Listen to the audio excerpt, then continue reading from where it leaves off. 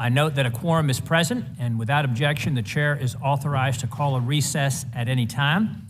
The subcommittee is meeting today to hear testimony on solutions to address healthcare challenges facing working families and small businesses.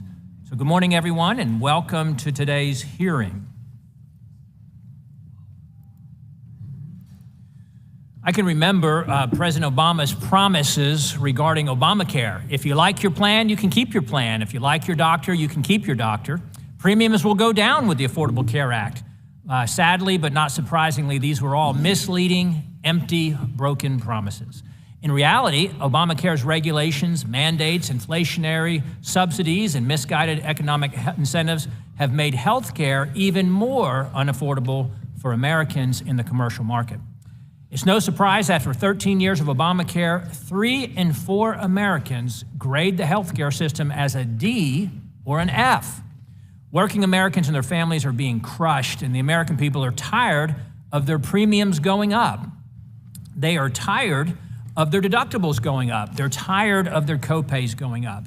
So today, in this first Health, Employment, Labor, and Pensions Subcommittee hearing of the 118th Congress, House Republicans will put forth a vision for free market healthcare reform that offers Americans much-needed relief. As a nation, we cannot settle for less than American exceptionalism, and we cannot turn to socialist countries for our healthcare advice. We need to listen to the American people. A vast majority of Americans are actually satisfied with their employer-sponsored insurance. 78% of employees choose to enroll in employer-sponsored insurance when given the option, but it's still too expensive. That's because Democrats have created an unlevel playing field for employers, and Democrats are not interested in addressing affordability issues for employers because the truth is they're scheming with the Biden administration to force every American into a government-funded, one-size-fits-all plan such as the Obamacare marketplace plans. By increasing Obamacare subsidies and overregulating the market, employer-based health care is becoming unaffordable, especially for small business owners.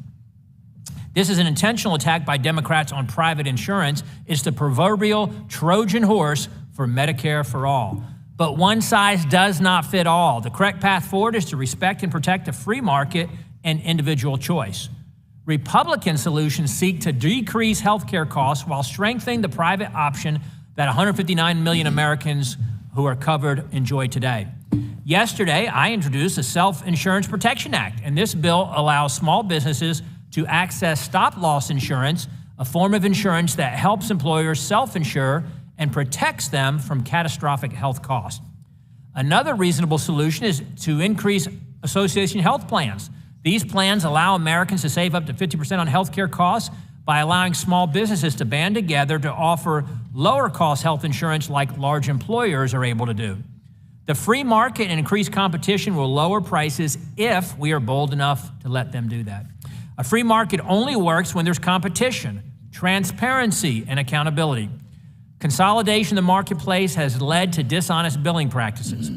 Dishonest billing occurs when big hospitals buy up independent doctors' offices and then charge higher prices for doctor services as if they were occurring in a hospital setting. Hospitals should bill the proper rate for their service and not use bogus facility fees as an excuse to tack on thousands of dollars in extra charges. Finally, we should ensure that workers retain access to the deregulated telehealth options they enjoyed during the COVID-19 health restrictions. And with that, I look forward to the hearing today, and I yield to our ranking member.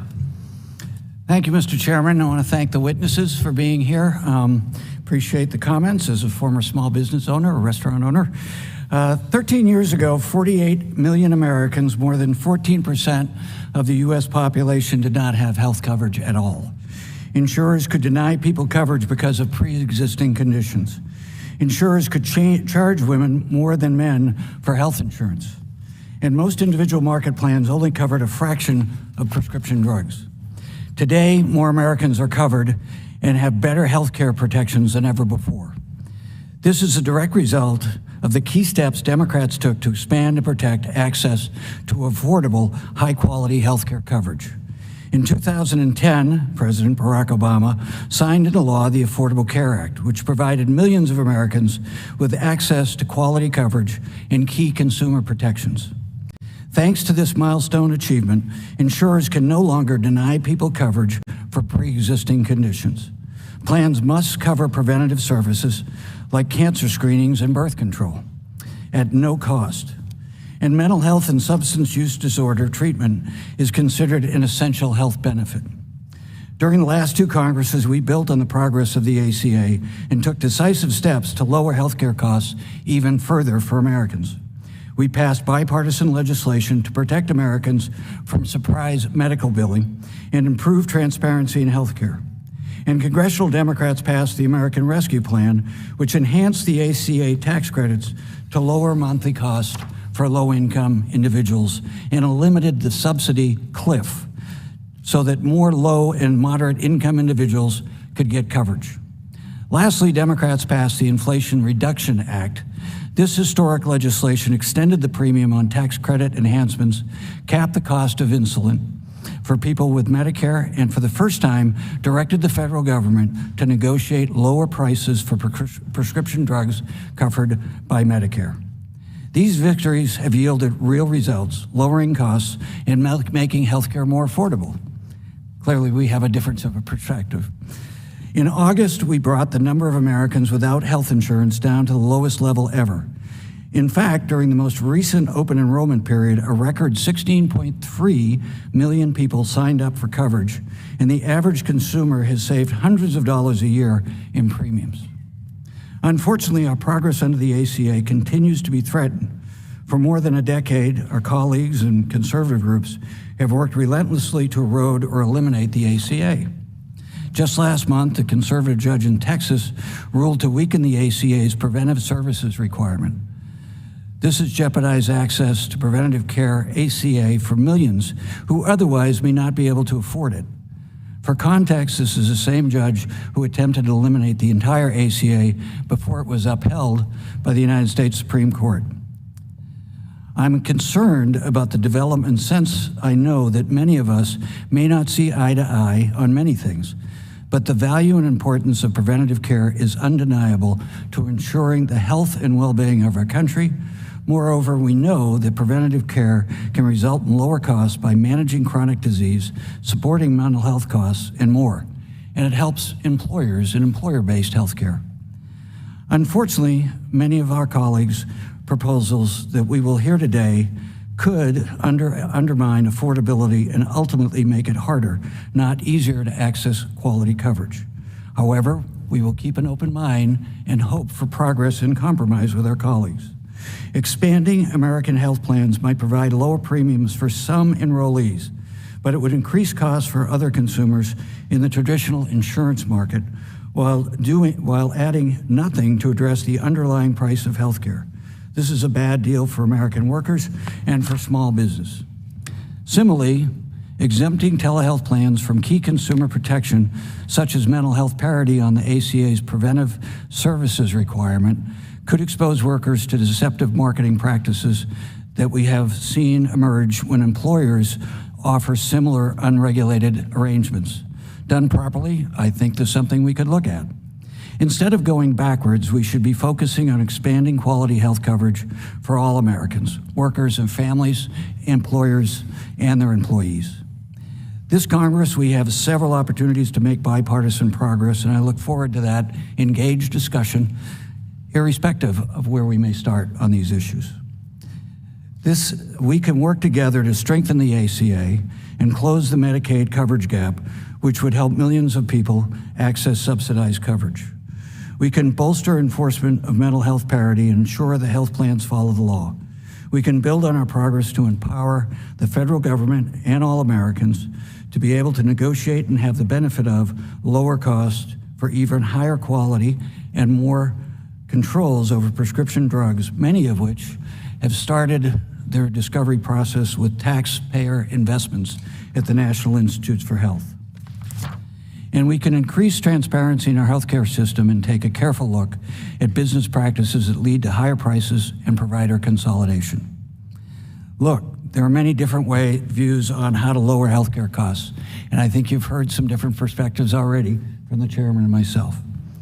But I hope we can work together in good faith to deliver on our commitment that we mutually agree that extraordinary healthcare in the idea of American exceptionalism is something we should all expect for all Americans. I look forward to the discussion, and I yield back. Thank you, Ranking Member DeSaulnier. Pursuant to Committee Rule 8C, all members who wish to insert written statements into the record may do so by submitting them to the committee clerk electronically in Microsoft Word format by 5 o'clock, 14 days after the date of this hearing, which is May 10, 2023. And without objection, the hearing record will remain open for 14 days to allow such statements and other extraneous materials referenced during the hearing to be submitted for the official hearing record. I will now turn to the introduction of our distinguished witnesses. Our first witness is Ms. Tracy Watts, who is a senior partner with Mercer and leads the company's healthcare policy and group benefits portfolio for regions of the United States. Thank you, Ms. Watts. Our second witness is Ms. Marcy Strauss, who is a small business owner and founder of Capital Benefits Group in Des Moines, Iowa. Thank you, Ms. Strauss. Our third witness is Ms. Sabrina Corlett, who is a senior research professor at the Center on Health Insurance Reforms at Georgetown University's Health Policy Institute. And our fourth and final witness is Mr. Joel White, who is president of the Council for Affordable Health Coverage. So we thank all of our witnesses for being here today. We look forward to your testimony. Pursuant to committee rules, I'd ask that each of you limit your oral presentation to a 5-minute summary of your written statement. And I'd also like to remind the witnesses to be aware of their responsibility to provide accurate information to this subcommittee. And I will first recognize Mrs. Tracy Watts.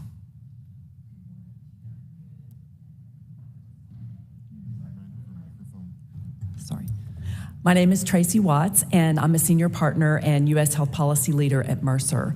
I'm also the immediate past board chair of the American Benefits Council. I have more than 35 years of experience helping large companies design, finance, and manage their health benefit programs to control costs and to improve the health of their workforce. First of all, we applaud the committee's work and commitment to address healthcare affordability. We surveyed over 4,000 workers in late 2022, and 68% say they have challenges getting the health care that they need for themselves and for their family. Those most concerned with affordability are low-income workers, female workers, workers below the age of 25 and over the age of 44. Access to health care is also an issue.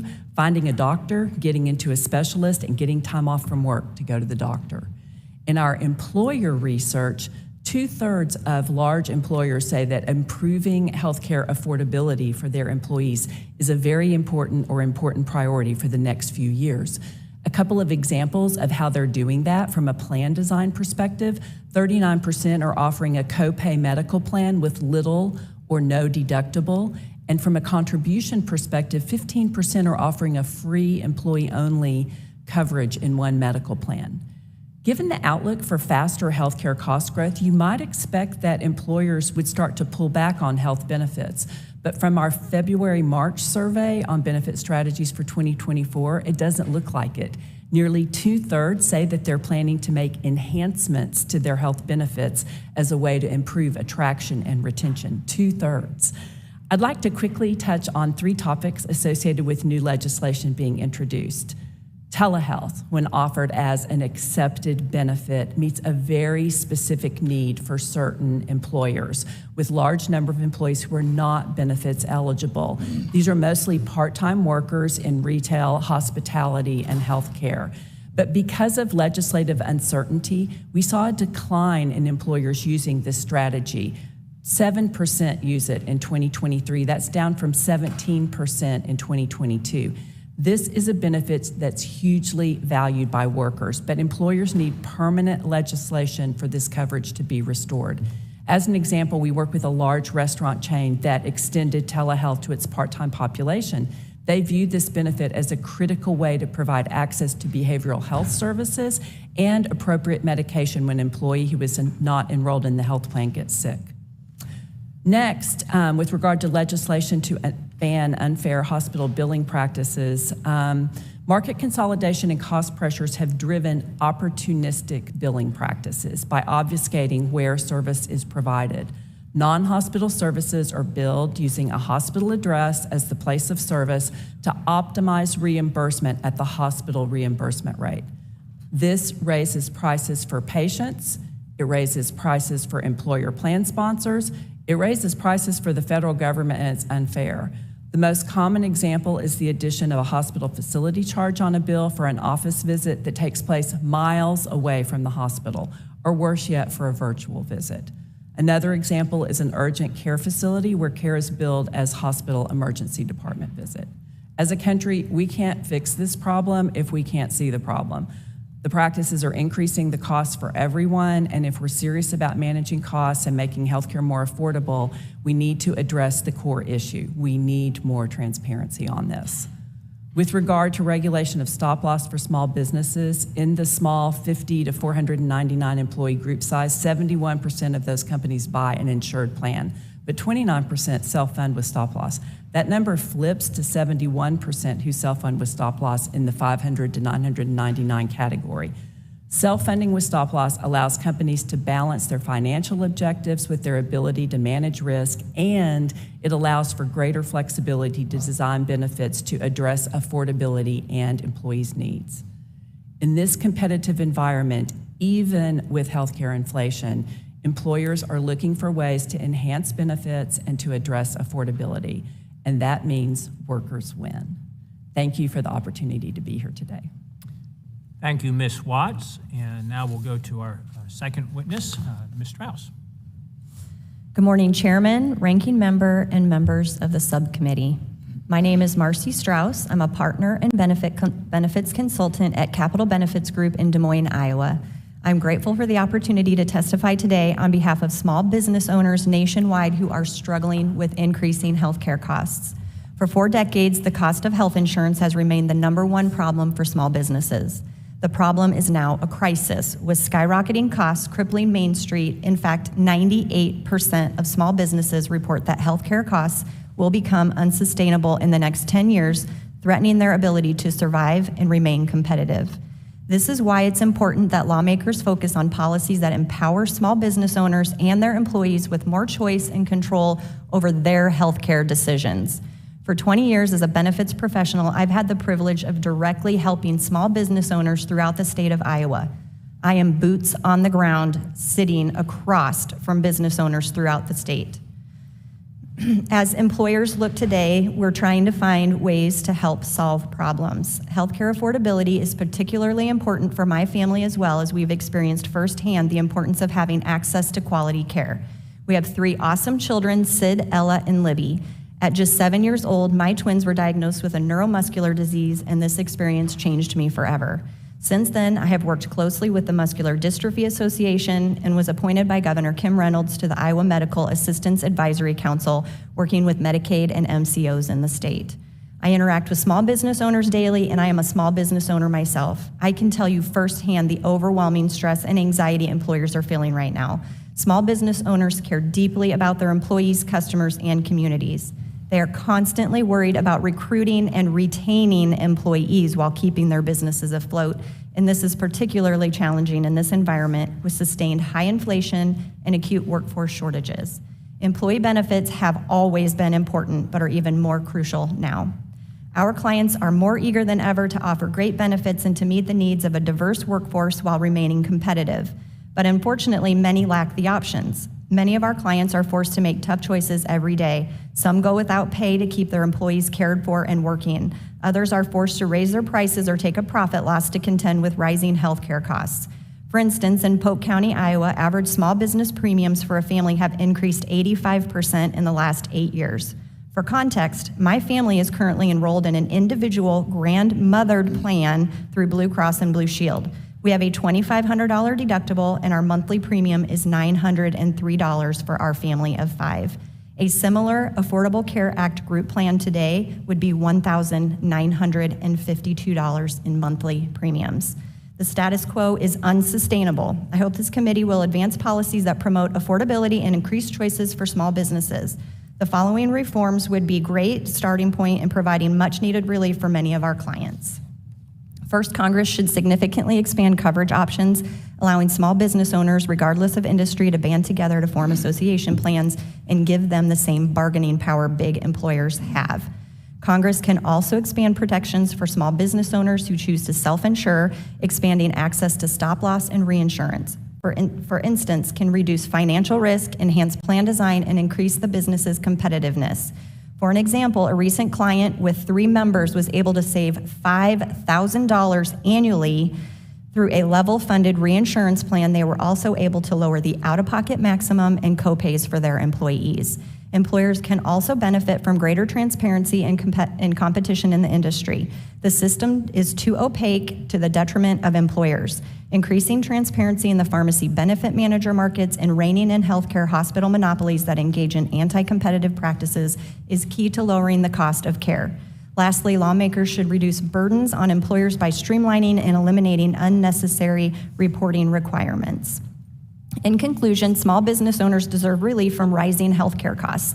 The folks that I work with are not distant CEOs, but rather hardworking Americans betting on the promise of the American dream. They are in their communities. They go to church and school activities with their employees and their neighbors, who are also their customers, who they care deeply about. If small businesses thrive, we all thrive. Thank you for your attention to this important matter and for allowing me to testify today.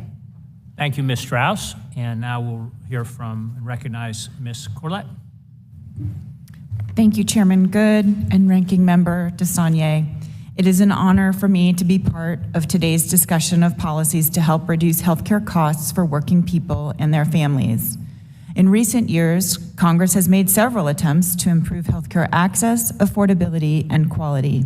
None has had a greater impact than the Patient Protection and Affordable Care Act.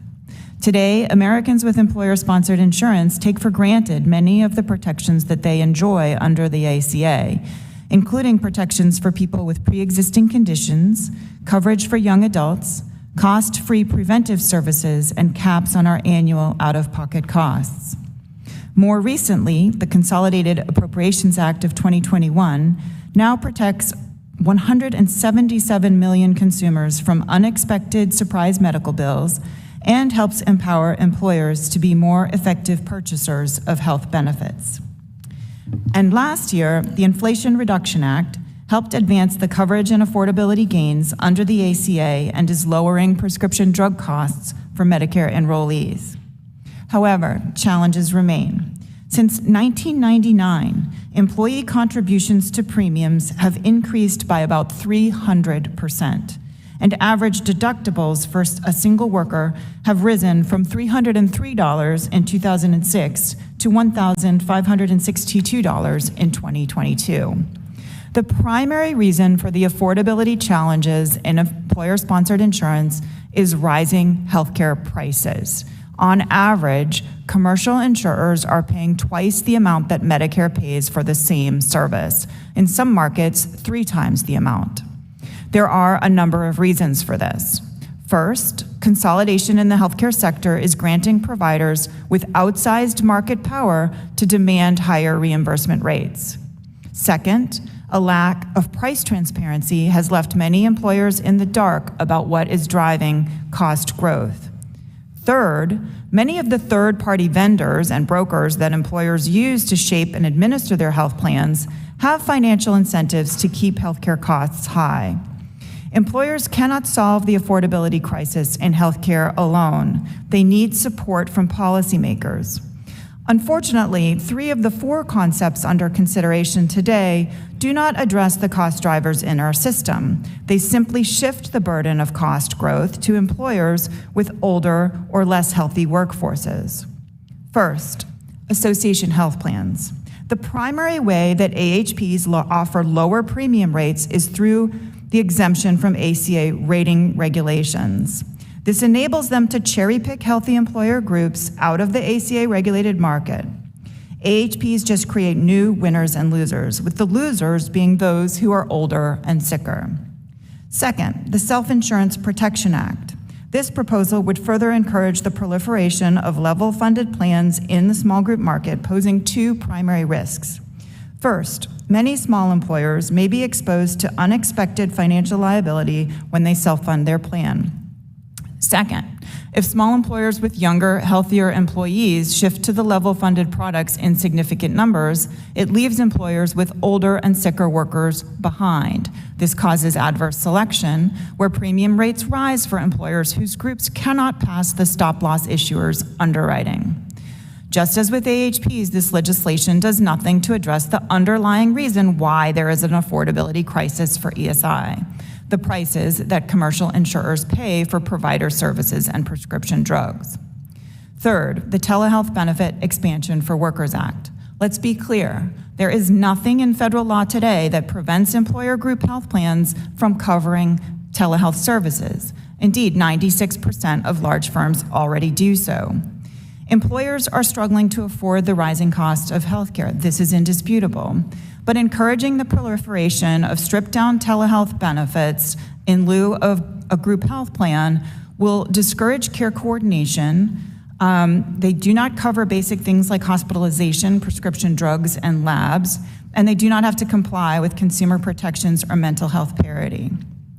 Lastly, I want to thank the subcommittee for attempting to roll back a hospital billing practice that is driving up costs for employers and enrollees alike. The facility fee proposal before this subcommittee is a step in the right direction. Thank you for your time, and I welcome your questions.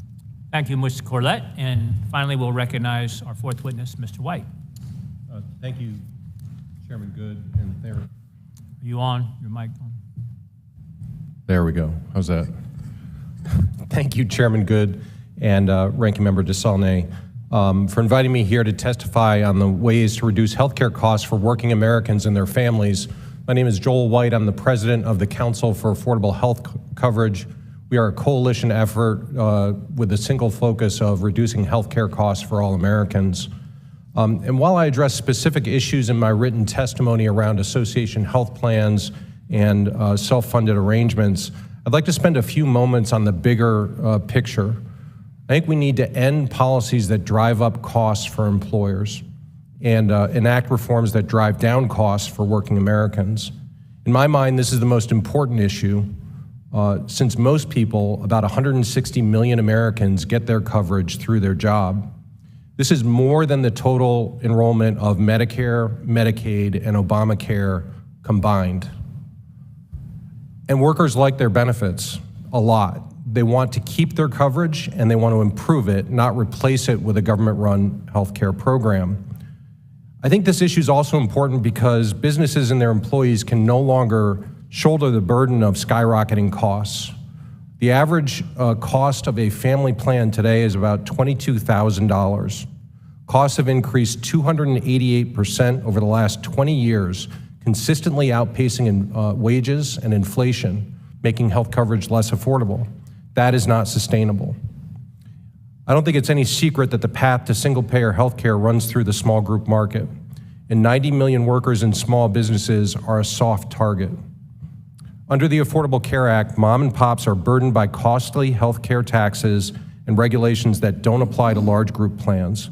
Only 1/3 of small businesses can even offer to provide coverage.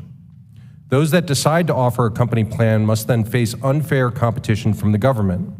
They can't compete with zero premium Obamacare and Medicaid plans bankrolled by U.S. taxpayers.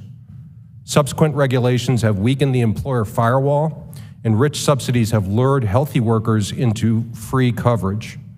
This is a classic predatory pricing scheme. It makes it unrealistic for paycheck-to-paycheck workers to choose private coverage even when premiums are reasonable. According to a recent survey by NFIB, equal numbers of small business owners now get health care through the government as they do through private insurance plans.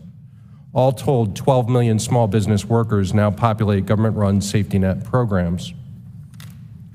Some would call this a success, but in Obamacare, these workers face deductibles that are twice as high as in the small group market and 3 times higher than the large group plan average. In both Obamacare and Medicaid, patients often struggle to find a doctor who will see them. Millions have a government insurance card, but can't access the care they need. This is in fact a disaster for those who support lower cost private coverage and want to preserve government safety net programs for the truly needy. Polls consistently show that what voters want in most healthcare is affordable employer benefits. They want more coverage options and they want their insurance to work better, meaning lower out-of-pocket costs and better access to doctors and drugs.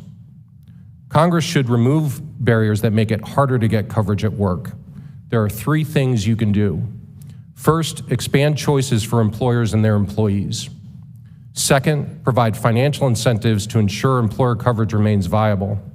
And third, enact policies that lower the cost of health services and drugs.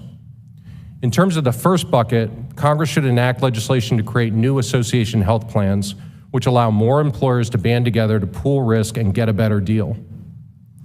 This could reduce premiums by up to 30%. You should also create a level playing field by ensuring small businesses can access the same policies as large businesses, including through self-funded arrangements. Congress should also allow standalone telehealth coverage for workers, a benefit that expires when the public health emergency ends in 2 weeks. To provide financial help, Congress should reform the small business healthcare tax credit so it's just as easy for mom and pop workers to get coverage from employers as it is in Obamacare and Medicaid. Finally, to lower costs, Congress should end dishonest billing practices that allow hospitals to charge facility fees and higher prices for services delivered in physician offices. These reforms should be bipartisan. When Obamacare passed, its authors took great pains to argue employer coverage would remain intact. What we've seen since is a war on employer coverage. Congress needs to take steps to end that war. Thank you for your time. Look forward to answering your questions. Thank you, Mr. White. And under Committee Rule 9, we will now question witnesses under the 5-minute rule. I will wait to ask my questions at the end and therefore recognize Mr. Wahlberg from Ohio for 5 minutes. I'm going to let you do that over, Mr. Chairman. I appreciate your comedy. Oh, Michigan. Of all things to say, Ohio versus Michigan. Sorry to my early morning workout warrior, Mr. Wahlberg from Michigan. That's a Buckeye mistake. We fly over there. And though I'm glad to see Iowa there, I've got a twin brother living in Iowa. So thank you for allowing me this opportunity. I'd like to thank the chair and our panel of witnesses for joining today's important discussion. An important discussion that has gone on for too long. It needs to come to a solution that I think will work, and I think we're talking about that today. The high cost of health care remains a struggle for small businesses, many of whom are facing lingering hardships from the pandemic as well as inflation, which is a tax on everyone. Association health plans are a common sense solution that empower small employers and their employees when making health coverage decisions by providing small businesses with greater bargaining power. It allows them to offer more quality options for workers at a better price, and that's what we're looking for. The association health plans will expand pathways to more affordable health care for small businesses and entrepreneurs across the country. The other bill that I'm pleased we're discussing is H.R. 824, the Bipartisan Telehealth Benefit Expansion Act, which continues employers' ability to offer standalone telehealth benefits to their employees, especially part-time and seasonal employees who would not otherwise be enrolled in the employer's medical plan. Telehealth was a lifeline for millions during the pandemic and has the potential to alleviate provider shortages, especially in mental health and behavioral health. Last Congress, I was proud to partner with my friend, the late Jackie Walorski, as she spearheaded congressional efforts to expand telehealth. I'm honored to take up this bipartisan bill with Representatives Del Bean, Alan, Craig, Estes, and Cheryl, and hope we can advance this bill in Jackie's memory and for the benefit of needs out there in the community. Ms. Strauss, large businesses can offer lower cost plans to their employees because their size allows it, and they enjoy economics of scale, administrative efficiencies, and negotiation clout. In your experience, how would expanding association health plans for employers level the playing field for small and mid-sized employers and lower costs? Yeah, well, I think we can all agree options are great. So the more we can put on the table for employers to actually be able to access is a good starting point. In the association plan space, the large employers have the ability to build based on the number of lives they have, the risk that they can spread across that. When you look at association health plans, this has that same idea behind it. Once you get into that larger space, you actually have more access to carriers, you have more access to plans, you have more flexibility with customizing those benefits for your employees. And so that's just one big thing for us, looking at how out-of-pocket maximums have been going just through the roof. I mean, right now the average out-of-pocket maximum is $9,000. So that is not sustainable. So when we look at the association health plans with specific guardrails, which I think have been outlined in this bill, it gives those employers the ability to actually feel like a large employer, but then each employer is actually looked at within their own risk. So in the situation where maybe you do have an older population, or you might have some people that have some health issues, you still have that big, large pool that is helping that situation. And so you still have that risk that's being spread apart, but then those employers are still specifically looked at on their own. So they could have a rate. Safety and security and flexibility. With absolutely. That as well. Yeah. And what we do see in these types of benefits are more robust benefits. Right. So, yeah. Thank you. Yep. Mr. White, Ms. Corlett's testimony alleges that association health plans may offer low so-called teaser premium rates to cherry-pick health employer groups. Does the Association Health Plans Act allow for teaser premium rates? It does not. In fact, it sets a rate for the entire group, and if there was a teaser rate offered, that would be considered not actuarially sound, which the bill actually requires. So teaser rates are not authorized by this bill. And we don't want to tease. We want the experience to be good and productive. That's right. Let me move over to the telehealth benefits. Mr. Watts, Ms. Watts, excuse me, Mrs. Watts, what type of employers currently offer standalone telehealth benefits? I have a couple of examples of our clients that do this. One is a national convenience store chain that's very similar to the restaurant chain that I mentioned, a private daycare preschool employer, and a K through 12 employer who need teachers in the classrooms, and they just want to be able to continue, doing business and providing something that's valuable, and they have very low take-up rate of their insurance, and so it's super valuable. But then we've got like a smaller landscaping company. It's kind of a transient workforce, lower paid, and they just feel like they needed to do something, and so it was a way to provide that care. Better health, better opportunity. My time has expired, and I'll submit further questions for the record. Thank you. Thank you, Mr. Wahlberg from Michigan. And we will now recognize our ranking member, Mr. DeSaulnay, for 5 minutes. Thank you, Mr. Chairman. Well, again, thank you for having this meeting. As I mentioned in my introductory comments, I'm a former small business owner, having owned restaurants in California, including places like San Francisco and Berkeley, California. So you could imagine, looking at my colleagues, sometimes that, from perspective, might have been a challenge. I was successful at it.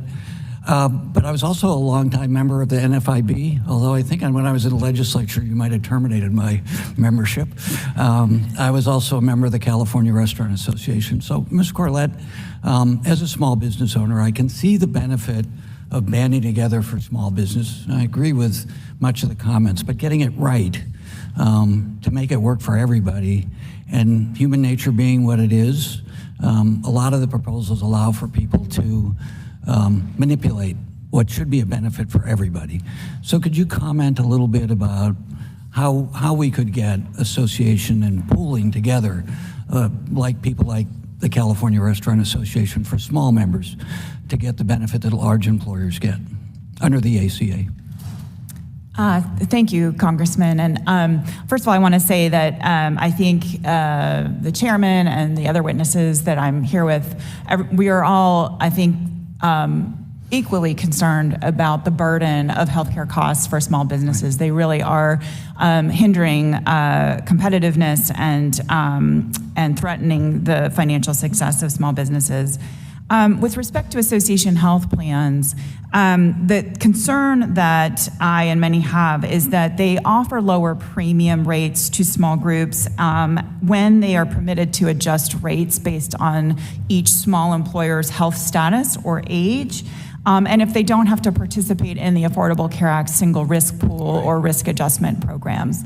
This means that they can use underwriting practices to skim off the healthier small employer groups, and they can offer a lower rate because they're paying less in healthcare services because it's healthier groups, leaving in the ACA market small employers who have older workforces or who have workers who are not as healthy. So this leads to what we call an adverse selection problem in health insurance, which means that premiums start to go up and up for those employers who aren't as healthy as the ones attracted to the AHP.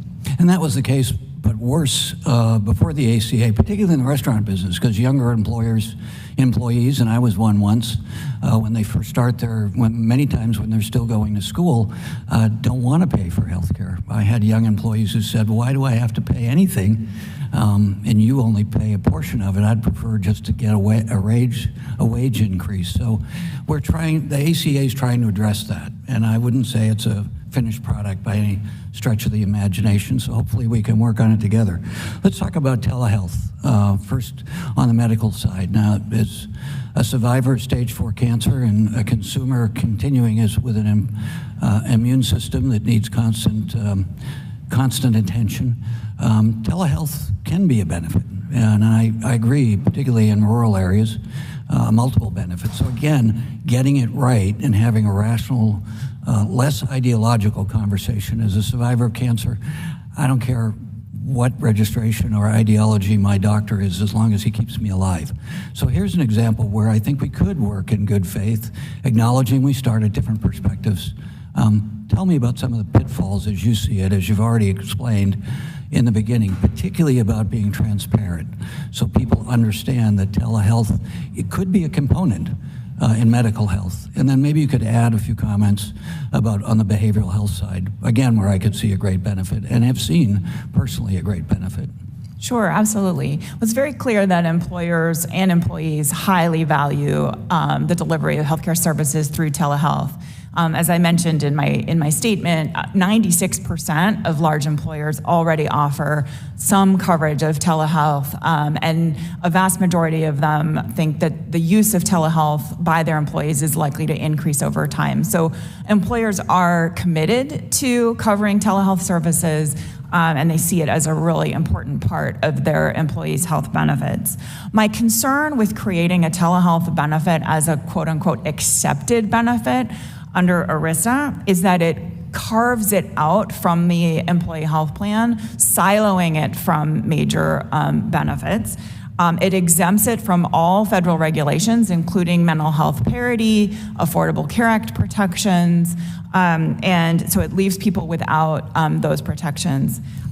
We've also seen with other accepted benefits, such as fixed indemnity, that quite often these benefits are marketed to consumers in deceptive and misleading ways, leading them to believe that they are getting comprehensive health insurance when they're actually getting a product that does not provide financial protection. Thank you. My time is up. Mr. Chairman, I look forward to working with you on these issues, because I hope you can tell from my comments, although I strongly disagree with many of your perspectives, I think there's an opportunity here to accomplish some real good for the American public. Thank you. I yield back. Thank you, Ranking Member DeSaulnay. And now I recognize Chairman Virginia Fox from North Carolina. Thank you, Mr. Chairman. And I thank our witnesses for being here today. Mrs. Watts, most Americans who are covered by employer-sponsored insurance are satisfied with their coverage. Yet our Democrat colleagues continue to push the expansion of government-run, one-size-fits-all health care programs. Can you discuss the benefits of employer-sponsored insurance as compared to plans on the Obamacare exchange? Of course, Chairman Fox, I'd be happy to. First of all, the benefits that are provided by employer-sponsored plans, for the most part, are much better than those on the market. the deductible levels tend to be lower and the out-of-pocket maximums are lower. In addition, the contributions are lower, even with the government subsidies for many people with employer-sponsored health plans. I think one thing, though, that we maybe lose sight of is that the networks that the employer plans use tend to be a broader network of providers, and so it's not a narrow network. It gives members more choice of where they can seek care. One thing that's kind of near and dear to my heart is innovation. Employers are always looking to spend less and do more with their benefit packages, and I think they really push the market and they go after the new up and coming things that are available. They're more quick to adopt those things, and they're not just caught up in a lot of regulatory barriers. And then, I will say that employers work hard to offer, a curated choice. They typically offer 3 or 4 benefit options. There's a lot to choice architecture, and you can overload somebody with choices and it becomes overwhelming and they can't decide what plan they want to be in. And I think the idea of meaningful choice is very important to employers. The last thing I'll say is that we do a survey worldwide of workers, and when we ask them whether or not they agree that their employer cares about their health and well-being, 66% of workers globally say that their employer cares about their health and well-being. In the U.S., it's 75% of workers feel that their employers care about their health and well-being, and I think that that's a big part of why employers offer health care benefits. That's great news. And your comments mirror my experience in hearing from constituents. They hate Obamacare and the government-run programs because they're not flexible. Mr. White, Ms. Corlett wrote in her testimony that expanding access to association health plans and tools that employers need to self-insure, such as reinsurance, will shift costs to the individual and fully insured market and will result in employers offering worse coverage. And I think we've even heard those comments today. Do you agree? Why or why not? Yeah, I disagree. I think our first goal should be to expand choices and options for employers, but I think the assumption is that healthy people will be the ones to switch, and that will destabilize both the individual and the large group market. And we just disagree with that. In fact, we think that there's a couple of reasons for that. I think AHPs will actually be a richer set of benefits for people. First, I think they'll have bigger, wider provider networks, more access to doctors and drugs and hospitals. We see very narrow networks on the ACA. The second reason is I think AHPs will provide lower deductibles. And we see very high deductibles in Obamacare, $4,500 is the average in 2021. It's less than twice that in the small group market. So less cost sharing. That will attract people who have some claims experience, that have health conditions, right? So it's not going to be all the healthy people. It'll be a mix of risk, right, which means that that risk will be pooled together. Rates will be driven down because you have a larger risk pool, and people will experience lower premiums.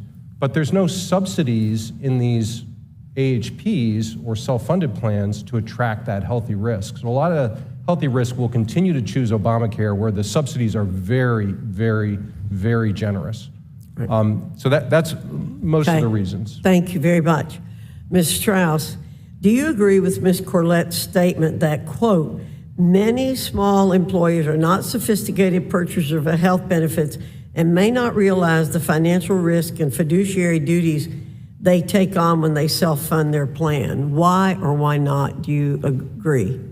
Well, I would say probably the majority of Americans are not sophisticated buyers of their health insurance. So this is the role of the insurance agent. This is why having an agent is so important today, because we are looking for options across all lines. And in some cases, that is actually using the marketplace as an option for small employers in group products.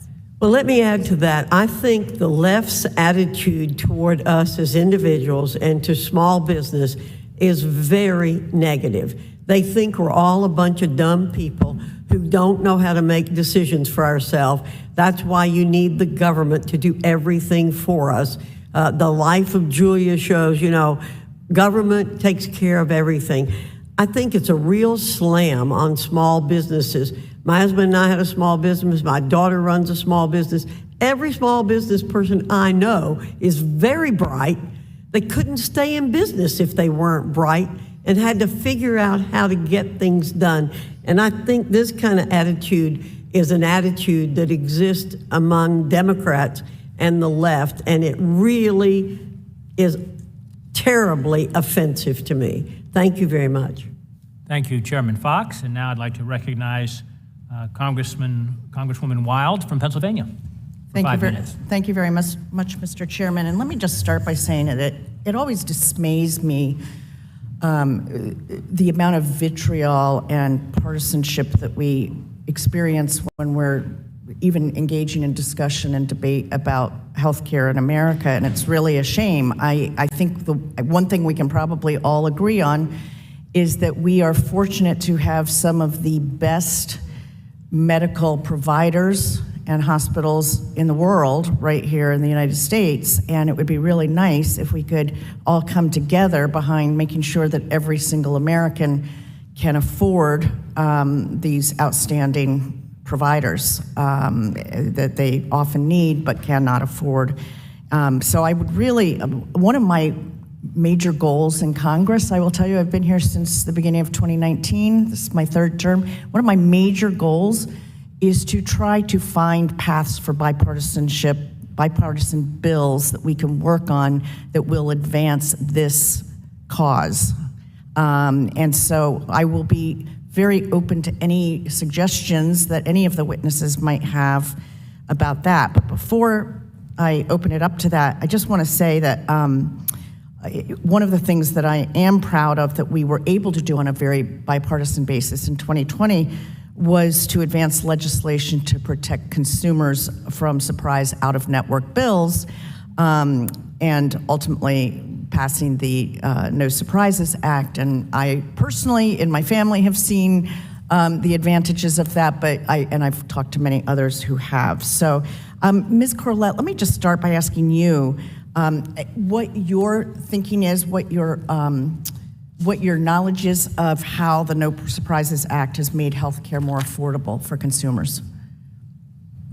Sure, yeah, thank you for the question. So as you know, the No Surprises Act protects people with insurance in certain situations when they really have no choice of providers. So those are emergency situations, and also if they are getting care at an in-network facility, they've done their homework and they've made sure to go to an in-network hospital, and yet they are treated in some way by an out-of-network clinician. That could be an anesthesiologist or a radiologist. And I'm sure there is no person around who hasn't received a bill at some point in time looking at it saying, I don't know who this doctor is, I don't know when I received this care except for the date on the bill, and that's very frustrating for everybody. Right, absolutely. So the law went into effect last year, so we're about a year plus into it, and the good news is that it's working as intended. 177 million people now can have peace of mind that if they have an emergency or if they're in a hospital that they know is in network, they are protected from those surprise medical bills. So good And the news. one thing I would note on that is that I believe, if I'm not mistaken, that we still have a lot of problems in terms of people who require ambulance service, EMS not being covered in network, and I've talked to EMS providers in my own district. That's an area that I would personally like to see us move forward in a bipartisan way and try to figure something out. But I'd like to open it up if any of you have any, I wish I had far more than a minute and a half left, because this is a really important topic, but I'd love to hear any ideas that any of you might have for other initiatives that we might take on a bipartisan basis. And I open it up to any one of you. I'll jump in here. I think that you mentioned one, it's expanding out No Surprises to cover ambulance services, huge out-of-pocket cost for a lot of people who get surprised and not covered by the law, right? Mm-hmm. So that's important. The other thing I would focus on is telehealth. I mean, the telehealth bill that we're discussing today is bipartisan. There are a number of Democrats and Republicans on that. And I think what we saw during COVID was telehealth really filled the gap. It allowed people to access care that they otherwise wouldn't be able to get. Let me just, I'm sorry to interrupt, but I will tell you, I am a huge fan of telehealth. I actually sponsored a bill during COVID to make sure that older Americans had access to telehealth.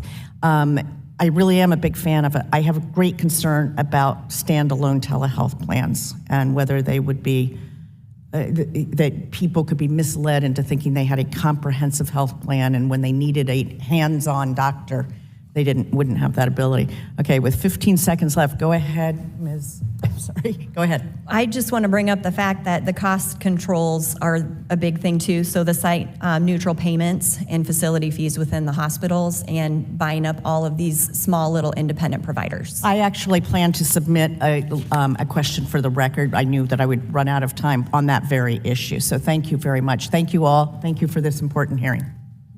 Thank you, Representative Wild. And now we will go to Congressman Allen from Georgia for 5 minutes. Well, thank you, Mr. Chairman and ranking member. I missed sitting beside you, by the way. Those were some good hearings we had back in the day. But it's good to be here this morning. And I come from the business world. I was in business. Still, my wife in business now. I tell people all I own is a Tahoe and a member of Congress. But yeah, I served because I was involved in health care. I was chairman of a hospital board for 9 years. I was asked to serve on the Healthy Future Task Force. And I'll tell you, what I learned is this government is driving up the cost of health care because the government is driving health care. Even the private sector has joined forces with the government. They're all in it together. You know, I challenge my colleagues, you know, you talk about anger and vitriol. Go to an emergency room on a Friday or a Saturday night. You know, get out in your districts, see what's going on. You will see anger and vitriol like you've never seen it before. And I personally feel empathetic to those providers that have to sit there and put up with what these people are throwing at them, and then they have to take care of them. And unfortunately, that's where our country is. In fact, what I found in this process, in talking to, we talked to hundreds and hundreds of professionals, patients, you name it, to try to get to some solution here. Nobody's happy in healthcare. Nobody. The patients aren't happy. The providers aren't happy. And let me tell you, you talk to the American Medical Association, we are experiencing a severe shortage in providers. That's not going to be good for any of us. And so I ask the question, why? It's because this government is in charge of your health care. We have only a government health care system. That's it. All the privates, all the hospitals have got on board and are following it right down the road. So, like I said, I come from the business world. And what I would like to ask Mr. White is this. Obviously, the only way to bring down costs is competition. Right now, the only people that have a waiver, and our state's been trying to get waivers to drive down costs in our state of Georgia. And we got waivers from the Trump administration, and they were all taken away under the Biden administration. We were driving down cost with these waivers. The only people that get waivers now are unions and the faith-based communities, and thank goodness for the faith-based communities because they have some programs that are reducing costs for families of faith. We have to have a private system in this country to compete with the government system. That will keep government accountable and competitive, because right now it is the wild, wild west, and we're going to, and it's unsustainable. Mr. White, what are your recommendations? Yeah, I think you highlighted the problem excellently. I think the fallacy is that people think that we have free market health care in the United States. We don't. No. We have 93% of all health markets are highly concentrated. That means they lack competition. for services, providers, doctors, hospitals, et cetera. And in those markets, consumers pay much higher prices. And one of the reasons is we have a lack of enforcement from government bureaucrats and agencies. But the other reason is that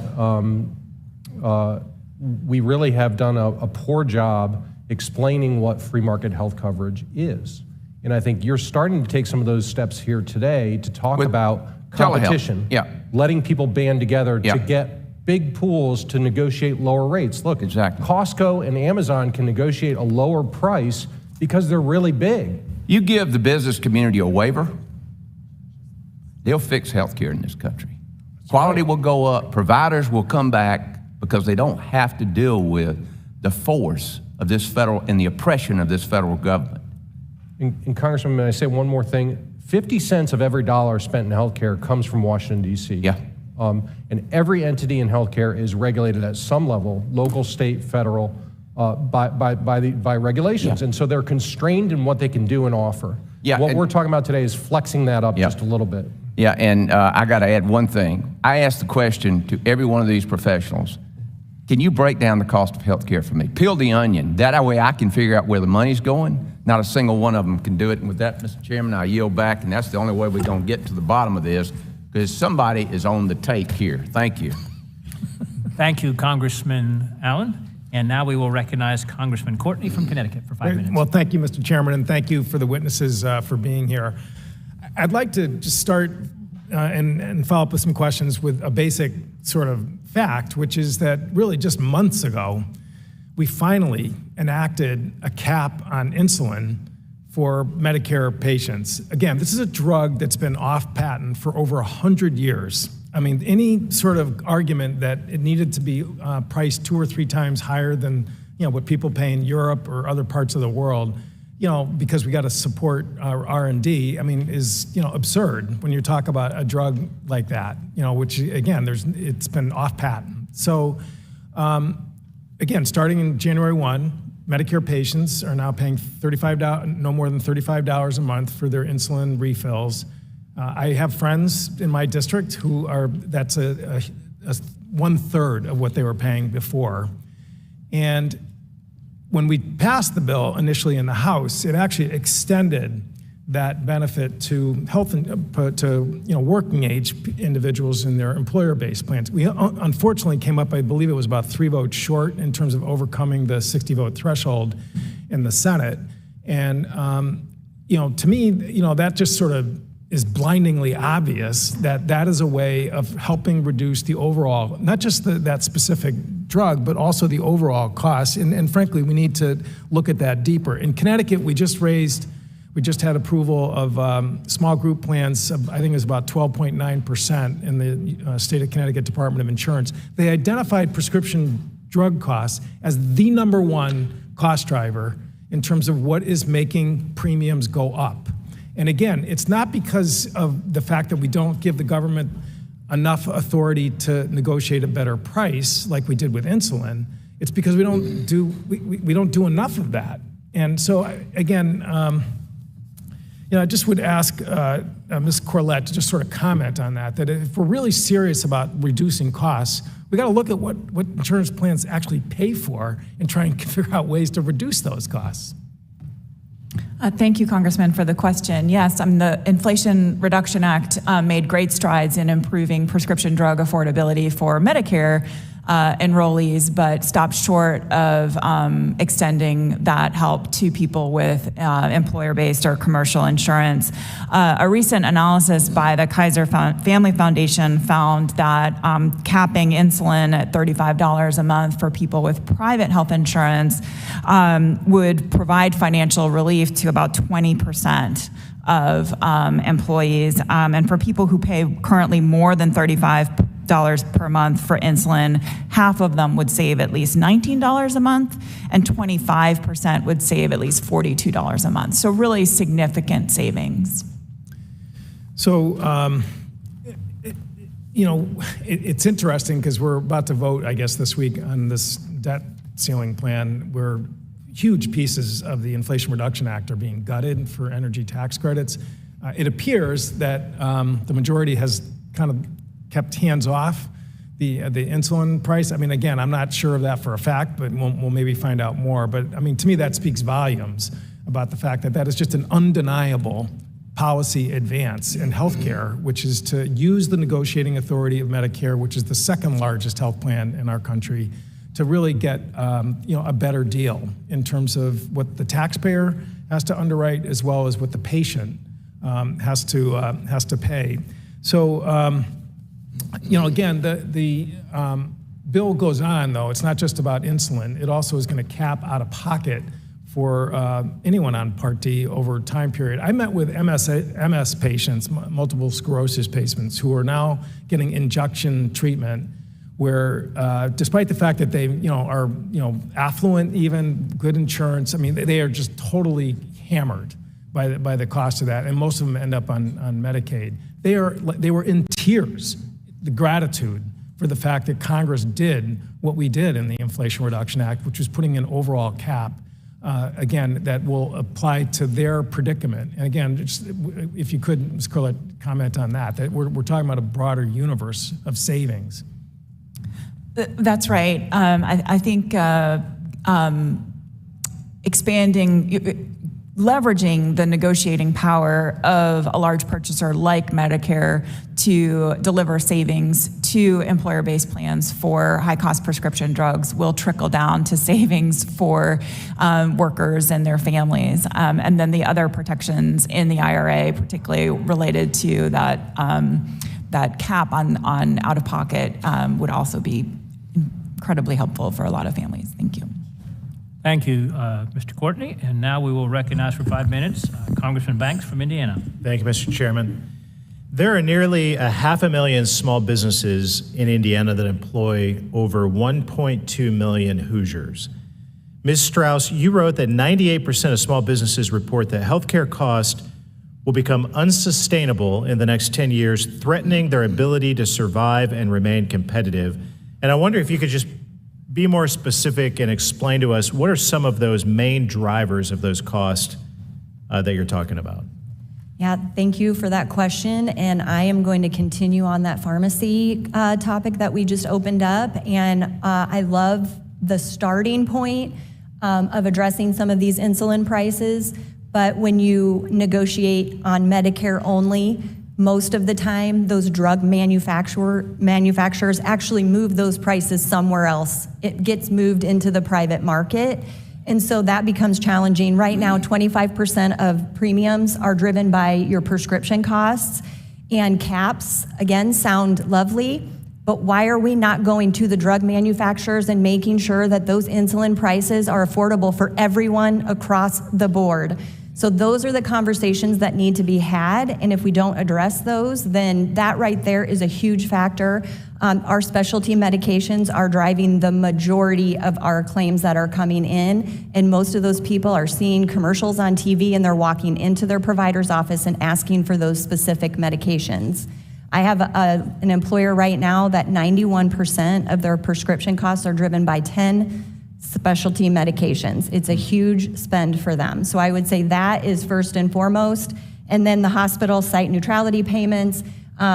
We love our providers. We have to have them. We live in a very rural state, and it is super important to make sure that doors are open. After the ACA rolled out, there was a ton of consolidation, and so we saw a lot of private individual practices move into that hospital system. Our doctors have lost the ability to care for their patients the way that they went to school and the reasons that they went to school. So we need to make sure that everybody is taken care of, and that when people are going in to have a test within the same system, that test costs the same regardless if you're in small town Iowa or if you're in Des Moines at a hospital system. So those are two things that I think are driving the costs that I believe that Congress can actually do something about. And, really just more access and options, getting association health plans out there, having that ability for employers to make choices for themselves and for their employees. So your state is a lot like my state, and maybe expand on that a little bit. Talk about how do we get to this point where small businesses feel like they might not be able to provide the same level of quality healthcare options for their employees as what they used to. I mean, it seems like that's devastating to the families who you put to work, and with good paying jobs. It seems like that would be very disruptive to your ability to do business. So how did we get to that point? So in Iowa specifically, when before the ACA rolled out, we actually had protections across the board for everyone, regardless if they had pre-existing conditions, and specifically in the employer market. So when you came in as a new eligible employee into an employer group plan, they did not have pre-existing limitations on those plans. If you were somebody who chose not to enroll and a year later decided to enroll, there could have been limitations based on that, but we had a high-risk pool in Iowa that accepted everyone that got denied coverage. So we had safety nets in place to actually make sure every single Iowan had access to care. In that high-risk pool, we had $500 deductibles. Those are unheard of in Iowa today. So we also saw the age-rated band, the age bands come out, and that created, first of all, our older population paid more, but it did not offset the younger population. Their rates also went up, where it was on average, you could have a young 20, something, their premium could have been $125 on average. Those premiums went up over $300. That is why those young, healthy people did not enroll in those marketplaces. And so when we start to get that, where everything is just driven by claims and we don't have prevention on the front end of things, that is what's driving up costs. That's what's making it unsustainable for employers today. Well, I appreciate you sharing your unique perspective. Small businesses are the backbone of our economy in states like Indiana and Iowa and throughout the country. And it's my sense that members of Congress should be listening to people like you a lot more than what they do. So thank you. I yield back. Thank you. Thank you, Congressman Banks. And now we'd like to recognize for 5 minutes Congressman Norcross from New Jersey. Thank you. At this point, I'd like to yield 1 minute to my colleague. Just really quickly, Ms. Strauss, I just want to reiterate the point that I made, which is when the Inflation Reduction Act came out of the House, that insulin piece was not limited to Medicare. It was extended to, we amended ERISA to make sure that it would be extended to employer-based plans as well. Unfortunately, Senator McConnell whipped a no vote on that, and that provision was stripped because it was ruled by the parliamentarian not to be budget related. It was a policy issue. The good news is that Susan Collins and Patty Murray are on a bipartisan basis going to be introducing a bill to do exactly what you just described and which we supported already. And hopefully we can all have a nice bipartisan kumbaya and come together and realize that those savings for insulin should be extended to working age Americans through their employer-based plans. And I would now yield back to Mr. Norcross. Thank you. Appreciate it. I see the actual hearing note says reducing healthcare costs for working Americans and their family. We can do that very easily by just cutting coverage. Obviously, any healthcare has to be comprehensive coverage and quality coverage. And coming out of the pandemic, we've seen just the massive impact that COVID has had on the average American, both physical and mental health. And the question I want to get to is the mental health piece of this. Last year, the Department of Labor did a study to find widespread violations of the Mental Health Parity and Addiction Equality Act. In the report, the department recommends Congress provide additional tools to improve enforcement, including granting the Department of Labor the authority to issue civil monetary penalties for violation. Next month, I plan on reintroducing the Parity Enforcement Act. When we look at what is in place now, the law says one thing, but without any meaningful employment, it's literally like having no police on the road and people will just drive whatever they want to do. And certainly we see what happens when that doesn't work. The violations come flying in. Ms. Corlett, what are some of the barriers to making the promise of the Parity Act an actual reality? And how could we improve the enforcement and making sure that this care is available to all Americans? Thank you, Congressman. So, as you said, enforcement of MAPIA is absolutely critical. When the Department of Labor recently asked group plans and insurers to share their analyses of how they were covering behavioral versus medical health services, not a single plan was able to submit documentation to enable Department of Labor to even assess what they were doing. It's a clear sign that plans and issuers may not be taking their compliance obligations seriously enough. MAPIA was enacted in 2008. We're 15 years into this. So civil monetary penalties certainly could help send a strong message that access to mental health services is really vital for workers and families. I think it could also be helpful for the Department of Labor to provide some guidance and more clarity to plans and issuers about what those obligations are. But knowing that there is a cop on the street is absolutely critical. Again, right now, if there's violation, if they get caught, they just pay for it. Obviously, from the bottom line, financially, we tried to allow the market, the free market, to go and take care of this. Again, your point, 15 years, it's not being done. So I think this is incredibly important. I think everybody on this panel, both sides of the aisle, understand mental health is a real issue. The addictions, the list goes on. The idea that we're allowing part of the free market to just go and do what they want, and we see the violations, is exactly why I think we should talk about implementing this and moving this forward. With that, Chairman, I yield back. Thank you, Mr. Norcross. And now I'd like to recognize Representative Smucker from Pennsylvania for 5 minutes. Thank you, Mr. Chairman. This is a great discussion this morning. I'd like to thank the chairman for scheduling this hearing, thank the witnesses for being here.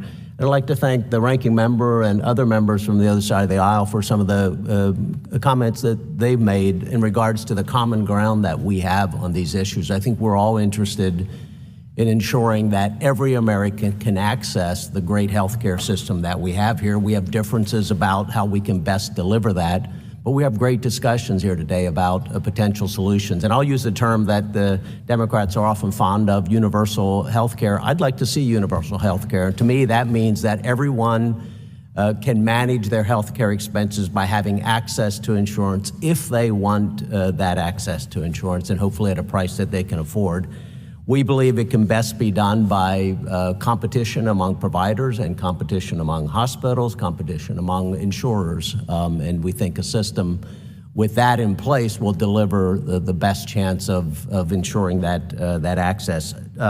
I ran about a 200-employee construction company, self-insured, and you've all talked about the benefits of self-insured, some of the problems with the red tape around that, the flexibility that can provide. And so I just want to mention the benefit that I saw of also creating partnerships between employers and employees to improve health care or improve health of employees and reduce costs. There was a shared risk in that. And then I've seen telehealth in my district. I've heard some of the concerns about telehealth, and it's the first I heard some of them, because I've always seen telehealth as being sort of better access to health care, part of a larger system, and literally helped to improve outcomes because patients tended to go to a doctor sooner and maybe take care of a health problem before it became larger. But I've also seen, and I want to ask this question, maybe Mr. White, I'll ask you, we have some very innovative systems by employers in my area where telehealth is part of it, but also then direct primary care. And this is where there's a sort of a monthly fee to a doctor that is then on call for employees. And even groups of employers are doing this at times. And people love it because they can call, rather than missing work, having to go a distance, they can do telehealth, and then sometimes the direct care provider will even be on site if it's a large enough company. I have a bill that would help to, introduce it with Mr. Blumenauer, Democrat from Oregon, but essentially would ensure that employers who have access to direct primary care would also have access to HSAs, and they would be covered in HSAs. So Mr. White, are you familiar with that? And do you like it? And if so, how could we expand direct primary care? It's a great idea. I love it. I think it expands options for workers to be able to access care on demand. It's kind of like the old concept when the doctor would come to your home, right? And you'd kind of, It's like a family doctor. And you'd get like their attention and their time, and that's what direct primary care seeks to offer is that direct attention, that direct time dedicated to that worker so that they have good access to care. I think coupling it with HSAs makes a lot of sense so that people can pay any of their cost-sharing obligations. And then on the telehealth side, I think one of the things that we've seen during the pandemic is really a focus on behavioral and mental health issues. And really, Absolutely. 90% of those claims on telehealth. I want to get to one additional question, and I'm really sorry to cut you off, but Ms. Strauss, you'd mentioned site neutrality payments. And I've heard from this on sort of both sides of the issue, if you will, independent practices who literally have gone out of business because they've been bought up by hospitals that then could charge higher prices. And it's it's a system that we have in place that I think encourages that kind of consolidation, which I think then reduces competition. On the other hand, I have great hospitals in my area who argue that they face unique circumstances that justify the increased price of services.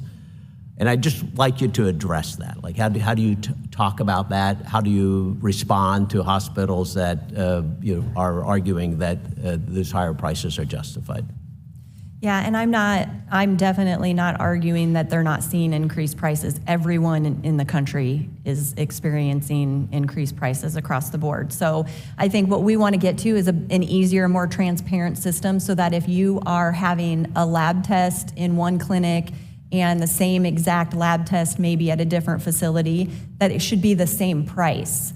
We had a member that came forward in Indiana, and he and his wife both had exactly the same lab test. One had it at a clinic, one had it more through a hospital setting. His was $900, hers was $90. So we need to make sure that we know that the price is the price. That type of a thing should not be different. Where we're also seeing some challenges are those facility fees. So in some of those smaller clinics, now we're starting to see a facility fee be added on top of services that really there should not be a facility fee charged on. So we recognize our hospitals are also struggling. We are doing everything we can in the state of Iowa to make sure that all of our rural hospitals are getting what they need. Another piece of that is the Medicaid and the Medicare market. The reimbursements are not great, and so the private market literally holds them up. And so I've actually had a client who's a mental health provider, and she was contemplating lowering the amount of patients she was seeing in Medicare and Medicaid just to keep their doors open, and it was a heart-wrenching situation for her. So reimbursements across the board, we need to get that figured out so that it's fair for everybody. Thank you, Mr. Chairman. Thank you, Congressman Smucker. And now I'd like to recognize Representative Hayes from Connecticut for 5 minutes. Thank you very much.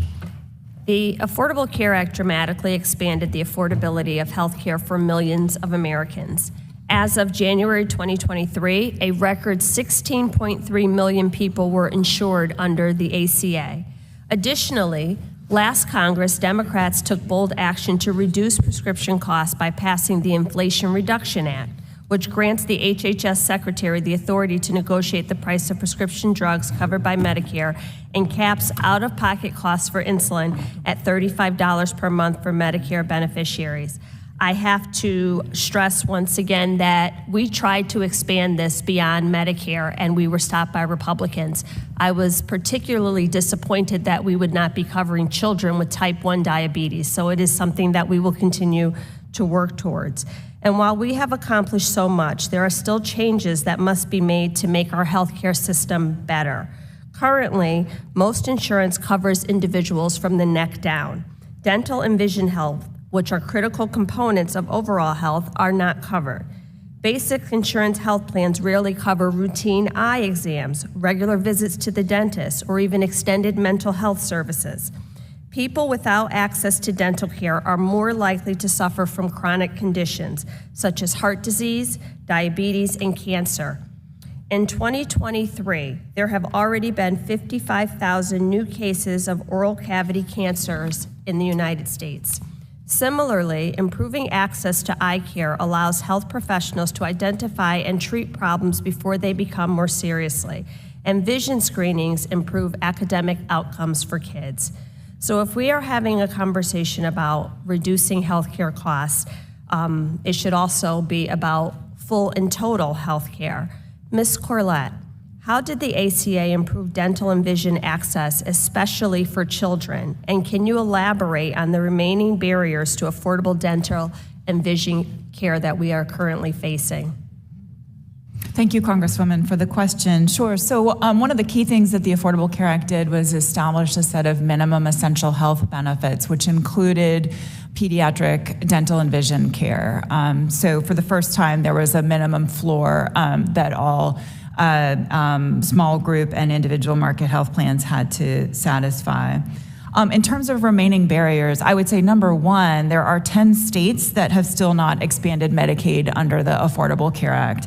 And that places about 1.9 million people in something called the Medicaid gap. They're too poor for marketplace subsidies, but to have too high of an income to qualify for their state's very, very low eligibility. The second thing I would point out is that in the employer market, dental and vision are sort of the traditional examples of accepted benefits. And what has happened with these accepted benefits is they end up being siloed. They're separated from the general comprehensive major medical benefit that we all have. And so, and not only are they siloed out from the rest of your body, which is not logical, the benefits don't tend to be very good. They don't provide a lot of financial protection. The medical loss ratios are quite low. So I just point that out in part because before you today is this proposal to create telehealth as an accepted benefit, which I worry would lead you down the same path where the services are siloed from your regular health care and aren't very comprehensive. Thank you. And to your point, I would argue that we need to make sure that it is more competitive so that people cannot charge whatever they want, to your point, $90 or $900 for the same benefits. In my state of Connecticut, 531,000 adults have a mental health condition, and many go without the necessary care or services to address their illness. Unfortunately, this reality is felt nationwide as half of adults with mental health do not receive treatment. We're facing a crisis. Ms. Corlett, how can Congress expand access to mental health care services to those who are in need under the ACA and job-based plans? Well, one thing your colleague mentioned earlier was enforcement. And that's an area where there clearly needs to be more authority and more resources for ensuring that plans are complying with mental health parity. And then just the last remaining seconds, I think workforce issues are really critical. And my colleague here mentioned the reimbursement issues in particular and making sure that there's reimbursement parity for those mental health services. Thank you. Mr. Chair, I yield back.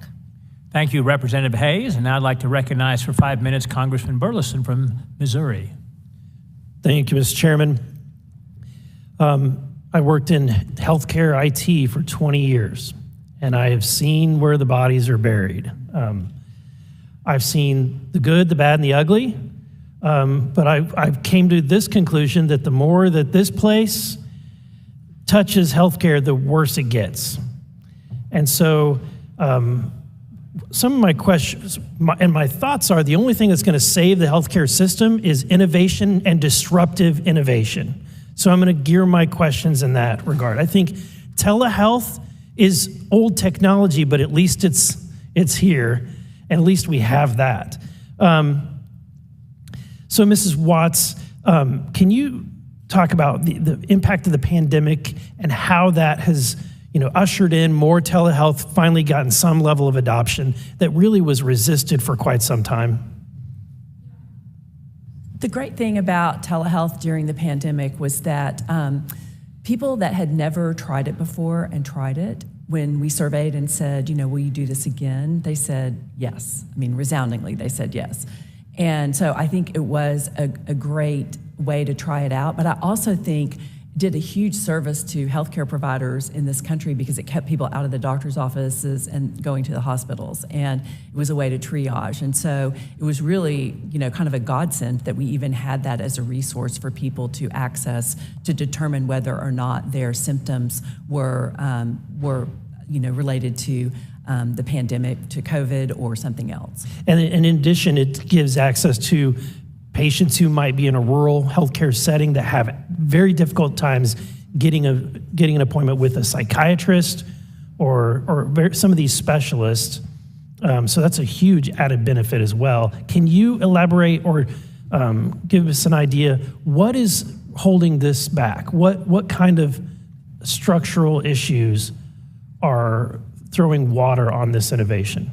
Oh, I think that virtual healthcare, digital healthcare are all very fast-growing segments of the market. And part of that is driven by the fact that there is a shortage of providers and people aren't able to get an appointment. And so access to virtual digital care definitely helps. But the other thing that's so important related to behavioral health is that it has really helped us address a health equity issue with access to behavioral health, in seeing low income and minorities be able to access care that they really didn't have access to before. So let me ask this, and this may be a question for Mr. White, do we have an issue with, I know state after state, they implement licensing laws, a lot of it is turf issues. Do we have, as a nation, as we approach this increased demand for professionals and people to get access to care, whether virtually or in person, what is the impact of these restrictive licensing laws where they stop potentially mid-level providers from practicing to the fullest extent of their education? Yeah, great question. And maybe to answer your last question, I think what we saw during COVID was the public health emergency was declared and the government flexed up all the rules. And what did we see? We saw innovation come into the marketplace, right? We deployed and empowered pharmacists to deliver care to patients, to fill gaps in access, which is a really critically important strategy. 250 million vaccinations through the pharmacy channel as a result of some of those policies. But also tests, being able to deploy prescriptions for people who are sick, et cetera. We saw telehealth, which was a massive gap filler once those rules came off, and care at home. Right? We do a lot of care in very expensive settings that we could actually deliver in the home now based on new technologies and strategies. So with the licensure issues, I think what we've seen is we essentially have a really maybe a 15th century guild system, like with blacksmiths and, and not to denigrate medical professionals, they work hard and get licensed and do their things. But what I think we realized during COVID was you can deploy these mid-level or more junior-level medical professionals to deliver. Right, and my time is getting close, so I want to move quickly into this. I think it's my opinion that AI is going to could radically change healthcare to the point where it empowers someone who is a mid-level to be more of an expert in diagnosing, more accurate, provide better healthcare standards than our the best medical professionals we have today. Could you elaborate? And will lower costs. I was in Iowa last year where you've got ophthalmology techs using AI to detect diabetic retinopathy and screen out the people who don't need the surgery. Yeah, they're just techs, right? So we have a massive shortage of diabetic techs in this country. You plug the machine in, you run them through the tech, and they get the people who really are going to need the more hands-on care from the physician. It works beautifully, it lowers costs, and it gets people the access they need. Thank you. Thank you, Mr. Burleson. And now I'd like to recognize Representative Jayapal from Washington for 5 minutes. Thank you, Mr. Chairman. For decades, Democrats have proposed and enacted many policies to lower health care costs, which included the passage of the Affordable Care Act. We protected those with pre-existing conditions. We lowered out-of-pocket costs. I've also pushed for policies that expand Medicare, ensure home care for our most vulnerable, and eliminate the many fees and co-pays charged by private insurance companies. In contrast, Republicans have fought to repeal the savings from the ACA And they continue to propose policies that actually increase healthcare costs for people across the country. Ms. Corlett, I'm going to ask you just a series of questions about Republican policy proposals. You can just answer with a short yes or no on whether these policy proposals would increase healthcare costs for Americans. So the first one is the Republican proposal to take Medicaid away from up to 10 million people by instituting onerous and unnecessary work requirements, as Speaker McCarthy proposed in his debt limit bill last week. Would that decrease healthcare costs for Americans? No. And what about repealing the prescription drug provisions in the Inflation Reduction Act, including repealing the cap on out-of-pocket prescription expenses for Medicare? Would that reduce healthcare costs for Americans? No, ma'am. How about cutting funding for the Children's Health Insurance Program by billions as proposed by President Trump? Would that reduce healthcare costs for Americans? No, ma'am. And what about encouraging the formation of association health plans, also called junk health plans, with no additional regulation? Would that reduce costs for average Americans? No. So let's do the same thing with the policies that Democrats have proposed, and you tell me if these would reduce healthcare costs for Americans. Capping the out-of-pocket cost for insulin at $35 per month for Medicare beneficiaries. Would that reduce costs? Yes. And how about capping out-of-pocket spending on prescription drugs at $2,000 per year for Medicare beneficiaries? Yes. How about extending enhanced ACA premium tax credits, which save my constituents an average of $1,200 per year? Would that has that reduced costs for Americans across the country? Yes.